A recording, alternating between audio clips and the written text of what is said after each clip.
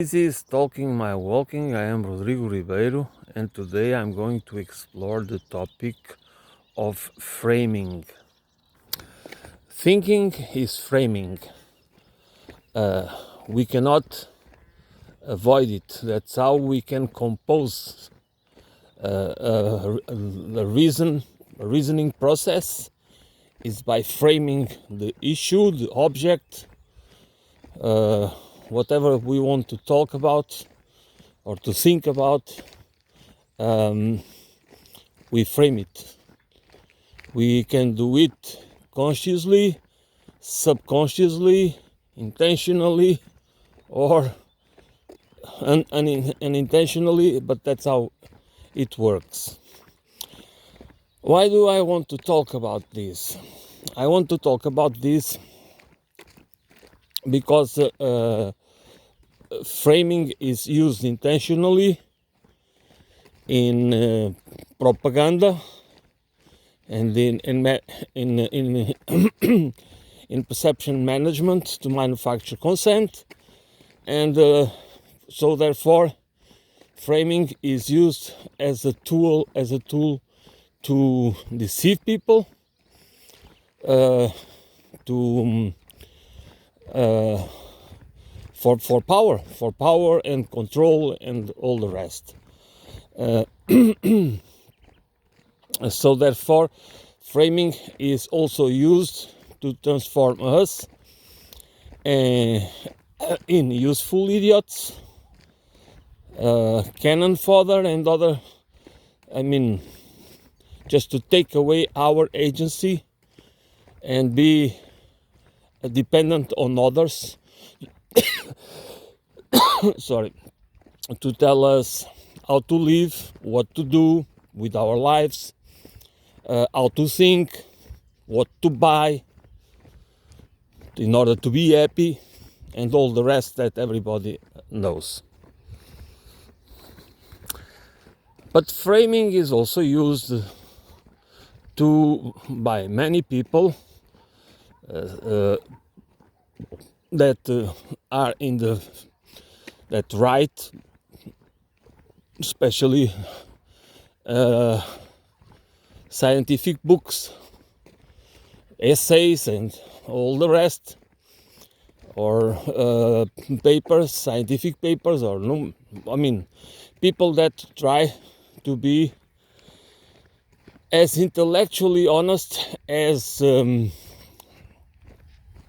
it is humanly possible. But there is no other way but to frame. That is why I always say that our work as human beings, it's always incomplete. We can always find mistakes and flaws,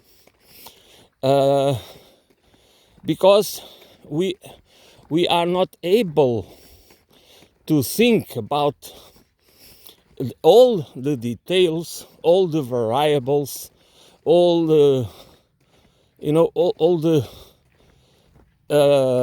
points that it's always missing something, and we know that by experience.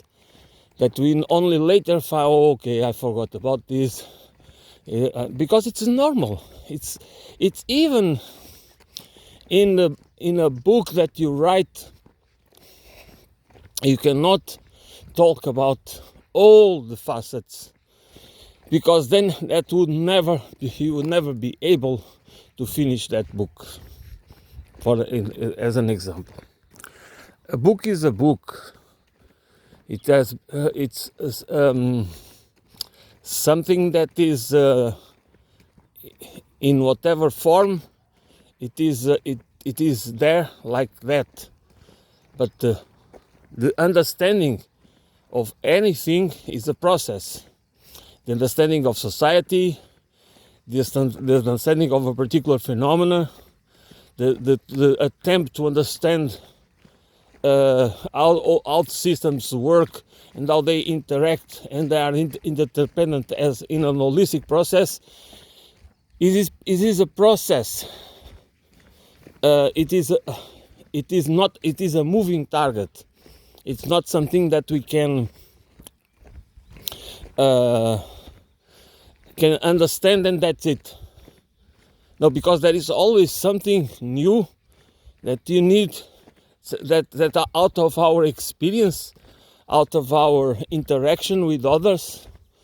That's what I used to say, out of the bits and pieces of knowledge and experiences of other people's lives, and not only people, but even experiences with animals and with nature and with so many other things that we are going to feel, and that are going to activate something in our that we have a little different nuance that we get about something that we didn't know the day before.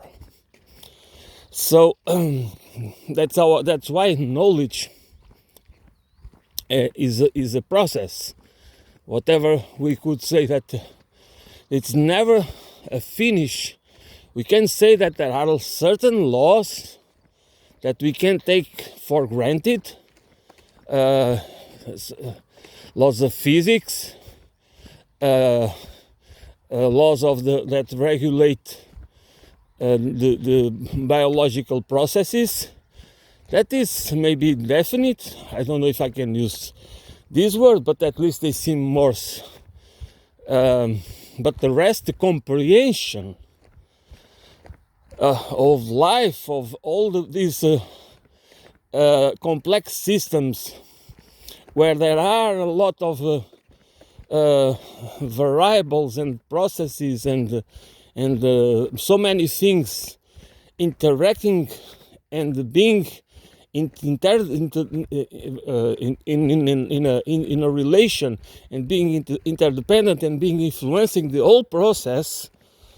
They are very difficult to reduce, to be captured in a frame. That's why framing is always a limitation. There is always the limits of the understanding, and how we can explain reality or whatever we want to explain, because there is always something missing. Might be not important, might be not relevant, it doesn't matter, but it can be always used by others to criticize. And we should always be attentive, be curious about the omissions that are part of the communication process. And it doesn't matter written, oral, or whatever kind of communication of forms of expression. There is always something missing.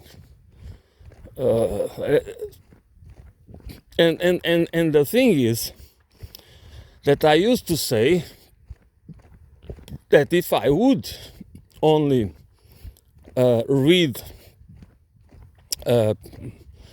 or watch movies or documentaries or speeches or whatever, or listen to podcasts, or when I agree totally, or I don't find things missing there, I will not listen to anyone. I think there is not a single person with whom I totally agree. It happens with me every day. Every time I write or listen to what I produce myself, I always find flaws. Why? Because in the moment, especially, but even in the written ones, you go back and read it and you see, okay, this is not like, that's not exactly what I wanted to say. And then you have to rephrase it, and then it's a whole, because it's always that how you understand it yourself. It's always difficult to explain it in words. Already words seems to limit our ability to express what we think and feel. because it's not only about expressing what we think, but it's also about expressing what we feel, and there is a lot of nuances in this process. So there is manipulation everywhere, besides bias, because bias is, we cannot avoid it. We might not even notice it, because there are sometimes, probably, or very often, people believe that they are not being biased. It doesn't matter how smart you are, but we are being biased, because it's how our mind works.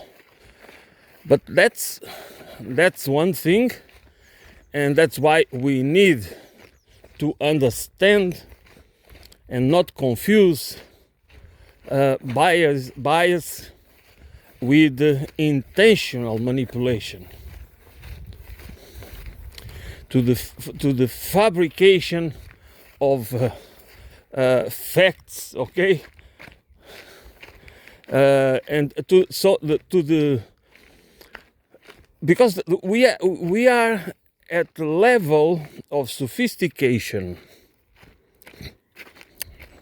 The tools that are today available for people, experts in public relations, in all those, there are so many tools, not only technological, but knowledge from many fields, and neurosciences, in cognitive linguistics, in psychology.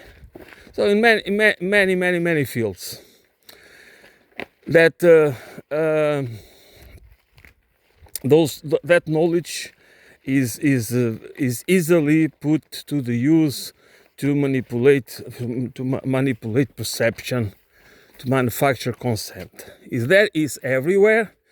It is used not only in infotainment and movies and newspapers and by news anchors and everything else, in the internet and everywhere, but also in what we are supposed to think that are serious books, editions, or academic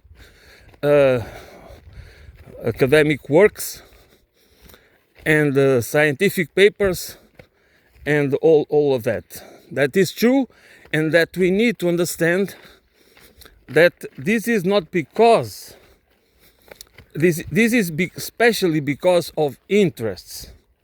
This is because we have a society where power matters and wealth matters, and if we do not understand that these forces are present, they can buy influence, they can buy knowledge. They don't buy knowledge, they can buy people to produce knowledge that is going to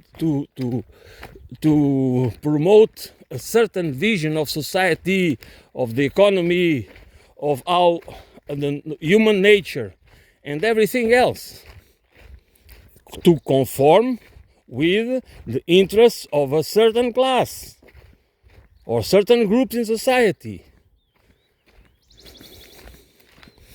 That is one thing. But usually these works, of course there are other groups in society that try the opposite, that try to debunk these works. But those ones are the ones that usually they have difficulties to pay because they don't have the resources. That's exactly that's exactly why it is very difficult. This is not a level playing field, because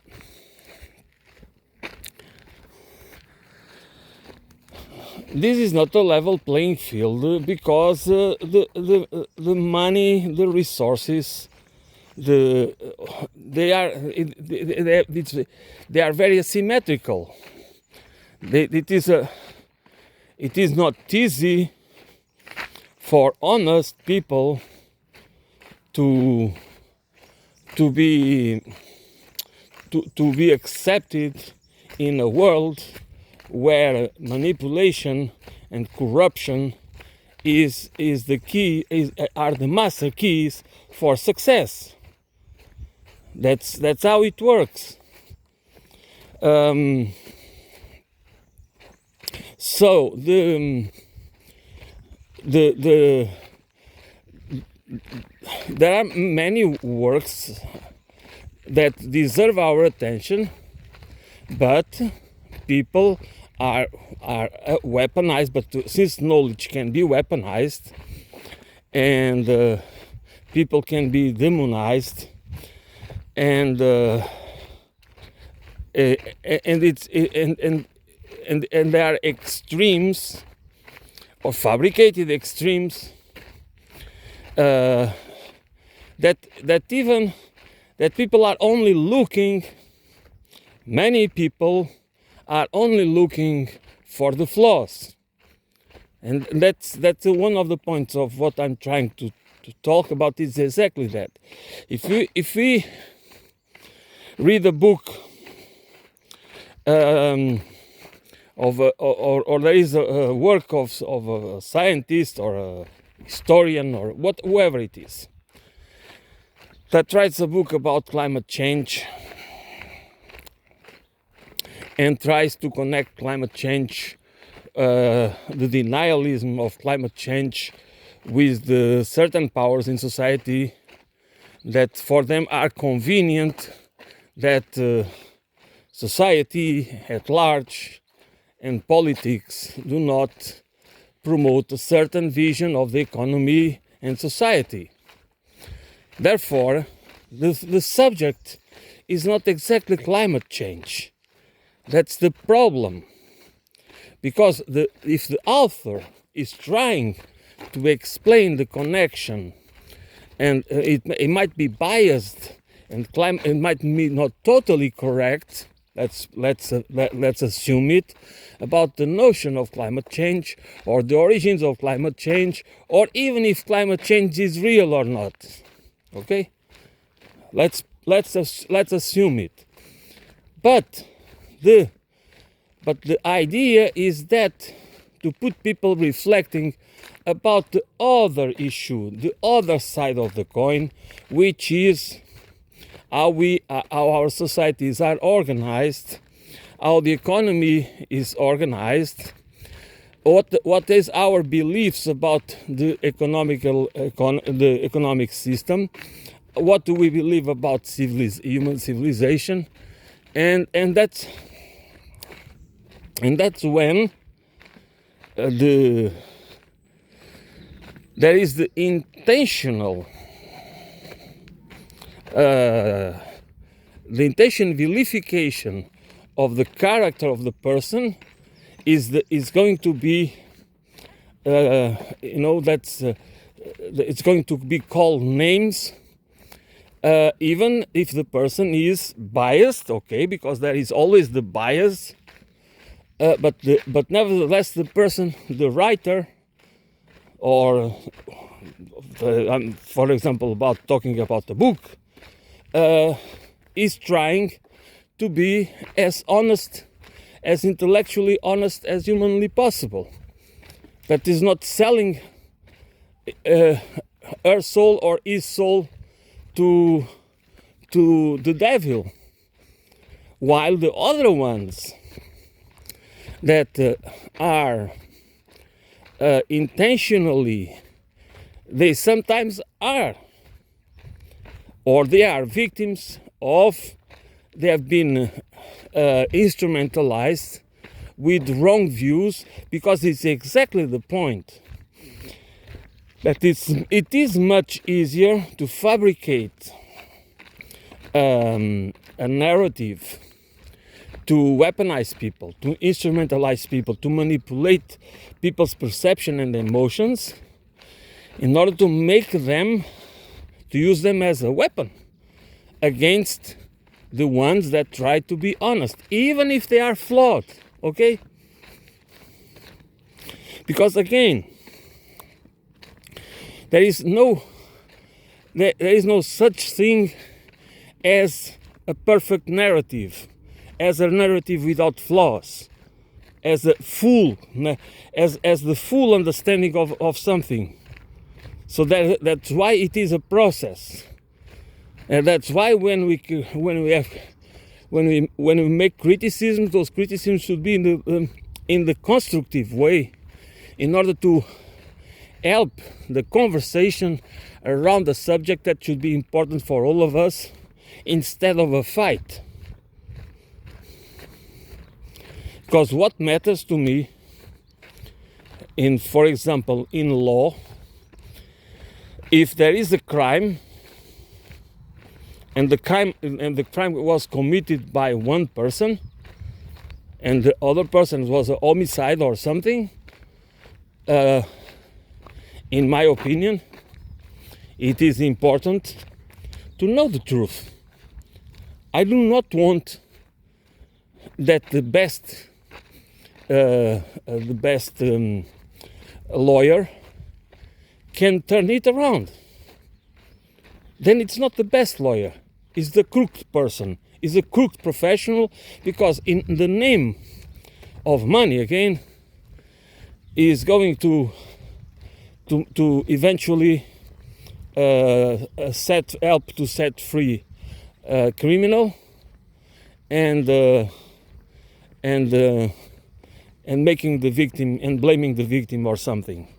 So that's exactly what I believe that's wrong about our society and system, because we don't care about truth and justice, and that is systemic. That's nothing to do with our nature. That is nothing to do with our nature or our human condition. It has to do with systems that can be, you can say, okay, but the systems are made by us. Yes, that is true. But nature is not perfect. And among us, there will be always people, individuals, that will have traits of psychopathy or sociopathy or other problems, that they will not feel empathy, and they will have megalomaniac visions, and they want to build empires and monopolies, and they cannot, so they don't care what they have to do. They will use all means possible to achieve their goals. So and we need to protect society against these people. It's about creating a system, because that's what I can see it's wrong about the system. That we have been always, since at least the invention of civilization, of the imperialistic civilization, that we have allowed ourselves to be deceived and coerced by the worst people amongst us. So it's not the rule, because the rule, they are the exception. But since they are the exception, but they have the power, because they belong to a social species, but they lack they lack the social skills. Let's put it. They lack the compassion and empathy and the idea of cooperation and reciprocity. So they are the exception that is everywhere in nature, and they are the ones that can take advantage because they use the will of the others to cooperate, to be willing to cooperate in order or to trust, to cooperate and trust in order to manipulate them in every possible way, for perception manipulation, will manipulation, everything. They don't care to use violence and every form of coercion besides so they will create a legal system to protect them, and they will impose a moral code to glorify them. So in the end, we will end up idolize them, and they are the ones. They could be. They should be. And that's then we have the society organized in a way that is exactly the opposite of what it should be. So framing is everywhere. There's no question about that. And we can always find flaws. If that's what we look for, we can always find flaws in all kinds of works. The well-intentioned works, which means to me the works that are done with the purpose to inform, not the purpose to manipulate, but nevertheless they are in a frame. That's why they are not the whole picture. They do not represent the whole picture. That's what frame is. They always there will be always something missing there. So bias is everywhere. That's another point. We need to be. We cannot. That we should not. That we do not. We should not emphasize. Because we need to be aware of it. Okay. We can. We should not. We need to be aware of it, but not to always use it to demonize people. And when we criticize,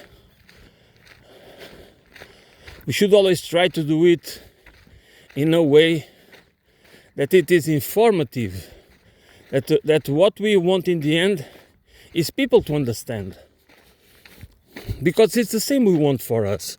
What do we really want for us?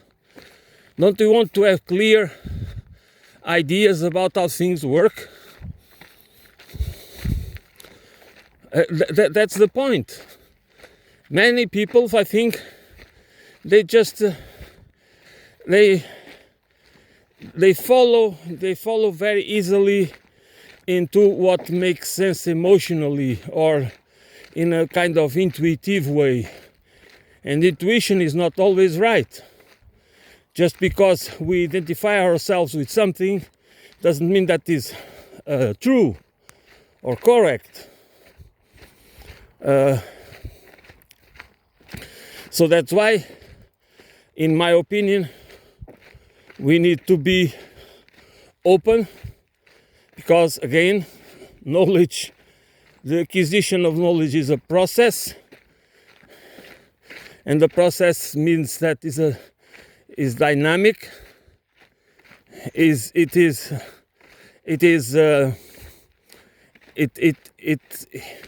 It's not about being right or wrong.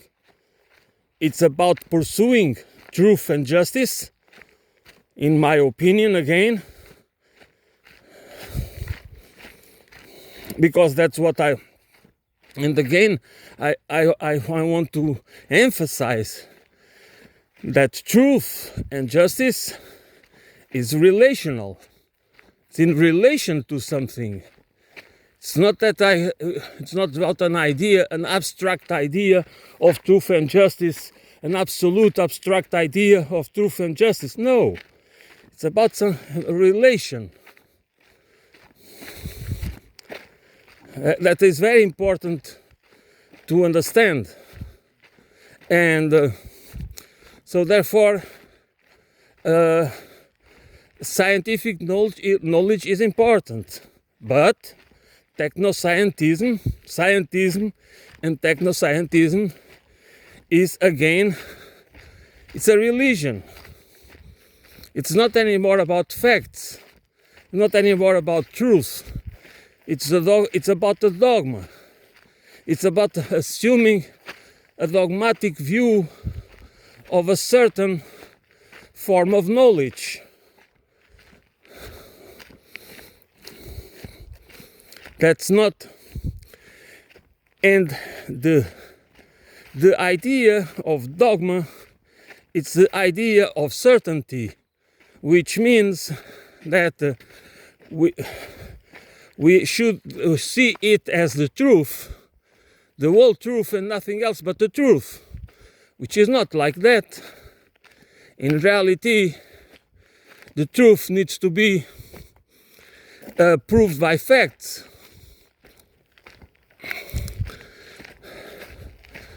But not facts, but again, with facts that are in relation to something, not just because I frame again, the problem of framing. I can use a fact and to frame a reality, to paint a reality within a certain frame, that fact is completely distorted. And therefore the truth, the truth is obliterated. Because I cannot see it in the picture. It's not part of the picture.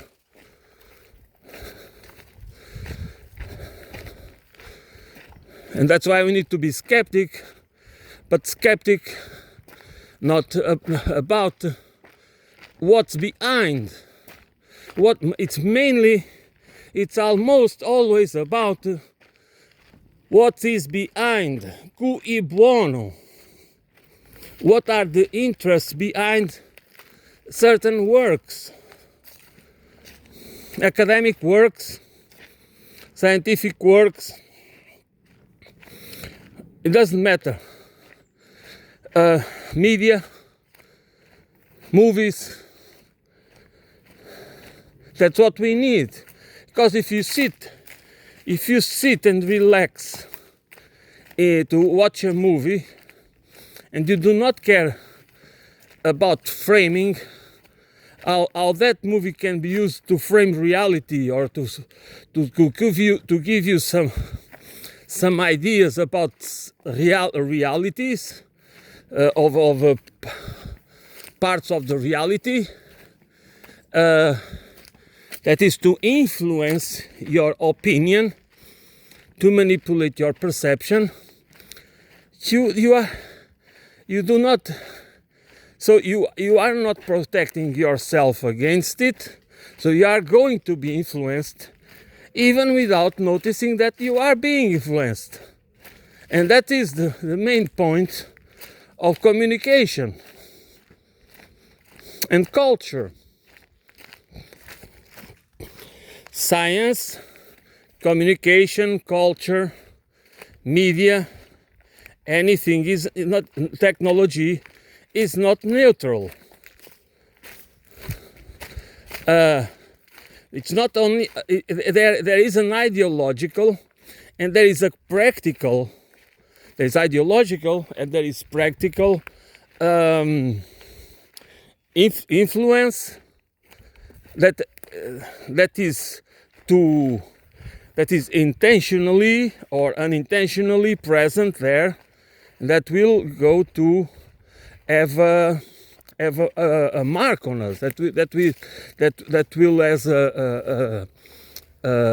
consequences on. That's why There was even the book written, don't remember the name of the man, wrote the book that ideas have consequences, because they do have consequences. That's why ideas matter. We cannot take,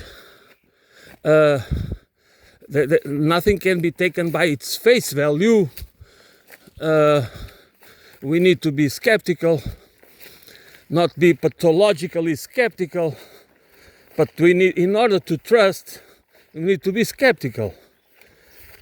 There cannot be trust without skepticism, because we don't live in societies where there is no absence of manipulation.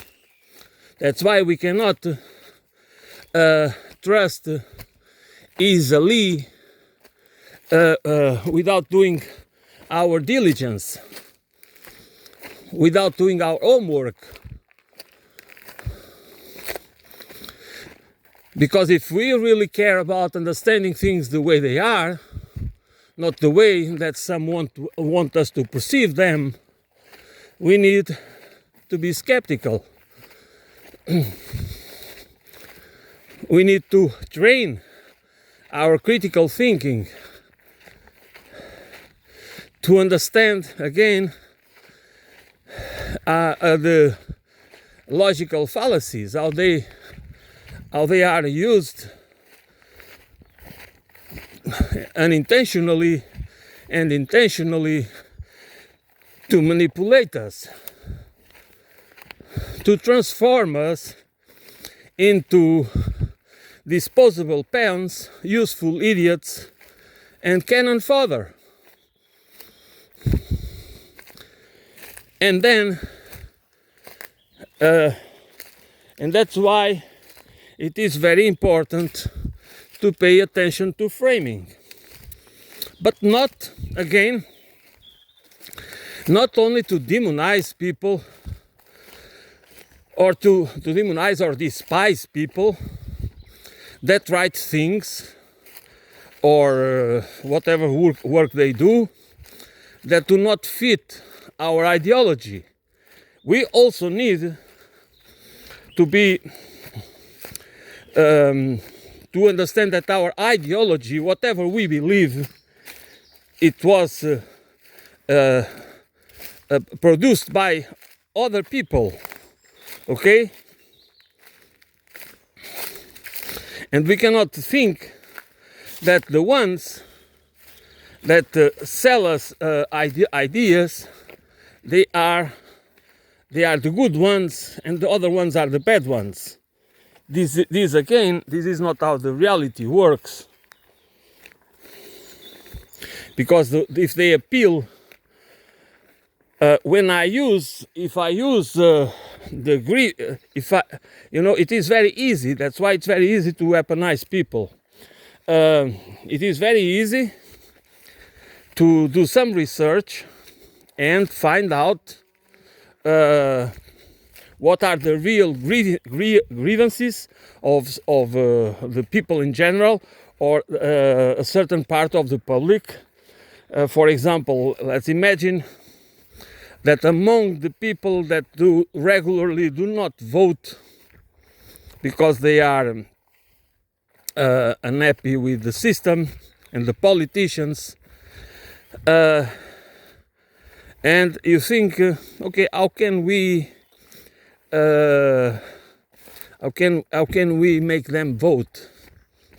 So therefore they can use the grievances of people and transform them and build a narrative and craft a narrative that can be used to weaponize people, because they always have to use the truth or parts of the truth in order to build a narrative, to frame reality in a certain way that it seems logical, but because it's logical doesn't mean that it's totally true,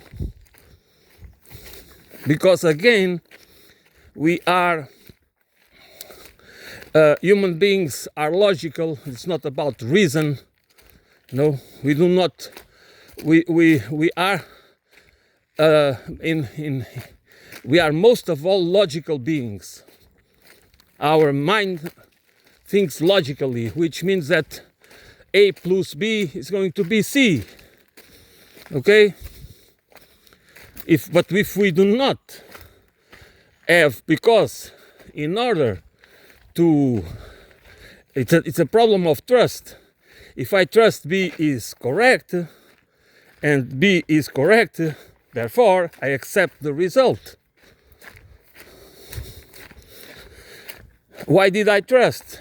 Because the sources from where I got that knowledge or that information seemed to be trustworthy. I identify with them.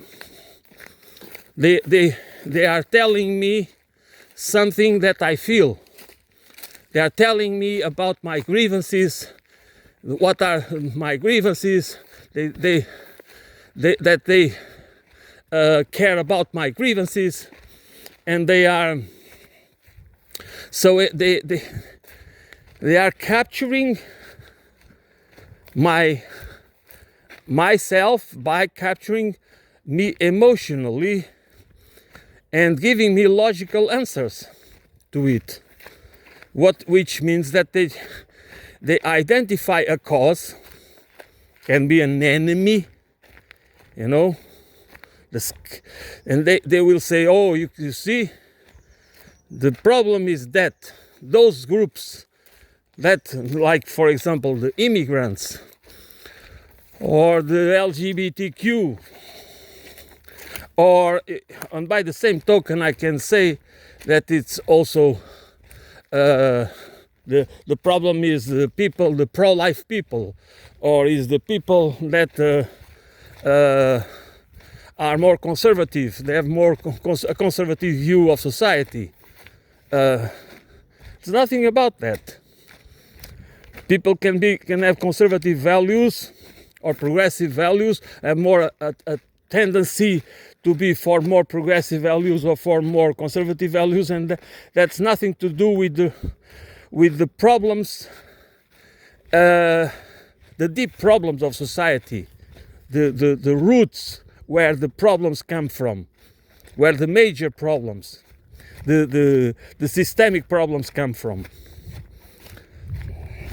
But that's how we weaponize people, and we weaponize them instead of telling them that they need to do their research, they need to understand by themselves, because it's about each one of us understanding, not in a shallow way, because nobody can understand anything just in a shallow way.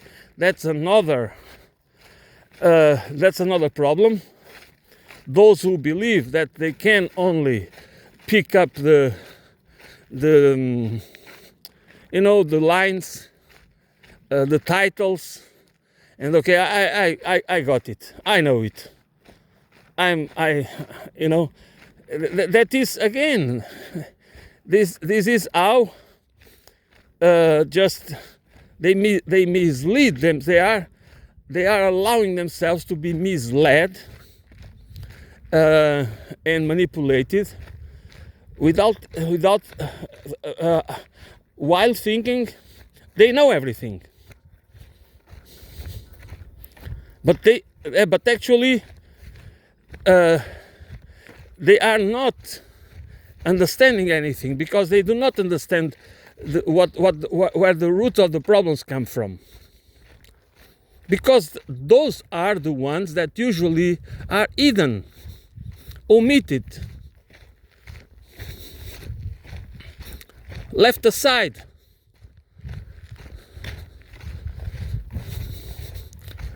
And that's why we need to care about them, because if they are omitted, it's because they matter. It's because they really matter. And it doesn't matter wherever it comes from. The things that are omitted always matter. Whether they are omitted without the intention to manipulate people, or with the intention to manipulate people. We need to care about what is missing.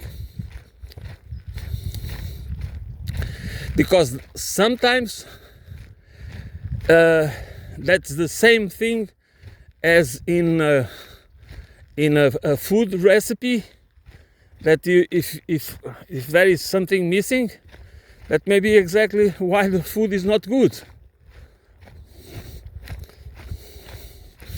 Because probably you can add more stuff that is not necessary there. It's just to confuse. That's what happens many times. Other stuff that's added to the narrative in order to confuse, to make things difficult to grasp, and that's the essential ingredients are missing, are not added. That's how it works in reality. So there is no point in talking about freedom. Especially the Americans, everything is about freedom. I mean, there is no freedom. Freedom is always connected with knowledge. Freedom is always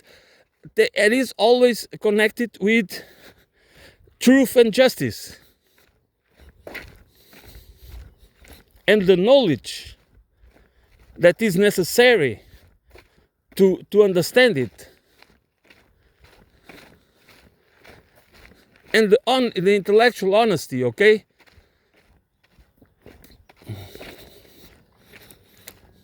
Freedom, it's because everything is in a relation with something else. Again, freedom is not some abstract thing, or it's just about that you can no. Nobody can do whatever we want. We cannot do whatever we want. There are limits, and there is limits everywhere. So we cannot see freedom as an absolute. The freedom that is sold by so many ideologues in America, connected with especially freedom attached with economic ideologies, it's dogmatic. It's not real. Because it is about because there is in a class-based society, freedom will always be related to your bank account. And why? Because those who do not have money, the lesser money you have, the lesser wealthy you are, the more limits you have. You cannot move, you cannot express yourself, you don't have a platform, in the end, you don't have anything. You just live in isolation because you don't have any power. You are powerless. And freedom is about agency. But it's about political agency and economic agency, as well as social and cultural agency. It's not about just that what they sell you, what they sell us. So framing is present everywhere. We just need to understand. We just need to separate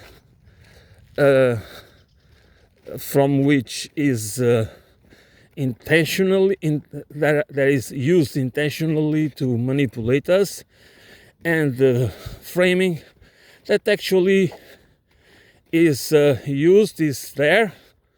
The bias is there as well, but actually it's an attempt, a serious attempt to inform us. And we should not and if we are stupid if we do not use that information to acquire knowledge that is necessary for us to understand reality, just because we do not agree with the way it is framed. The point is not just to focus on what we believe is biased and framed in a way that we don't agree. The point is, can I find intellectual honesty here? Can I learn something? Can it be part of the process, of my own process of building a bigger picture, widening the frame? Because it's very important. There are people in this world that they want you to be more free, to have more freedom of thought, more freedom of inquiry. They want to, those people, that people exist, and that people usually they are not, they put primarily, they have an ethical, some sort of ethical primacy, not the money primacy, not the careerist primacy, and that's why we should care, because there is frame everywhere, there is flaws everywhere, there is biases everywhere, but not all. But do never think that everything is the same, that everybody is the same, because that's exactly that those that want, they will then tell you that they are not the same. That's why we always trust fascists, because they will promise you that they are the real ones. They are the ones with the authority. They are ones that they put the finger in the wounds.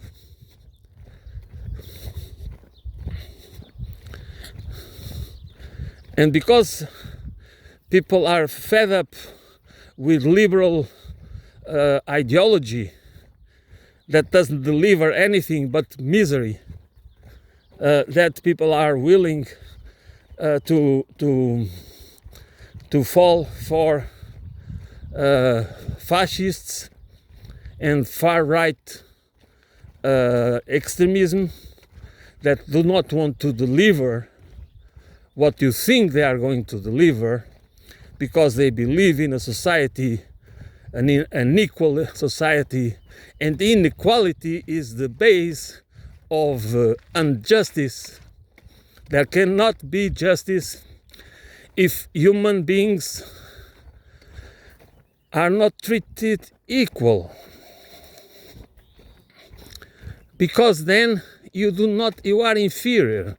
You are not in the same, you do not have the same agency, because then agency is related to wealth and power. The less wealth and power you have, or we have, the less political, economic, cultural and social agency we have. Therefore, we can forget about freedom, because our freedom is limited to things that do not interfere with power dynamics. Otherwise, the stick will immediately start to work to put us back in our place. So that's not freedom. Freedom to be a slave is not freedom. So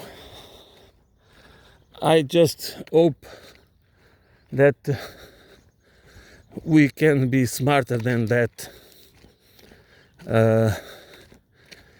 and try our best to, because it's our responsibility. Society is our responsibility. We do participate in society in one way or other, which means that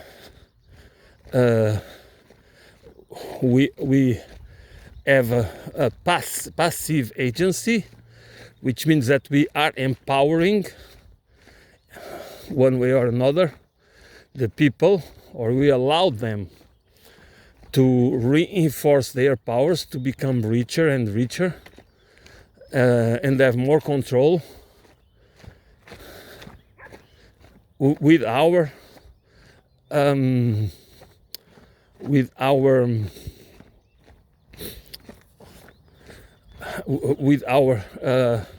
passivity, let's put it this way. So then I think we need to do something to find a better way to be to exercise our citizenry. Okay, that is it for today. Thanks for listening. I'll be back soon.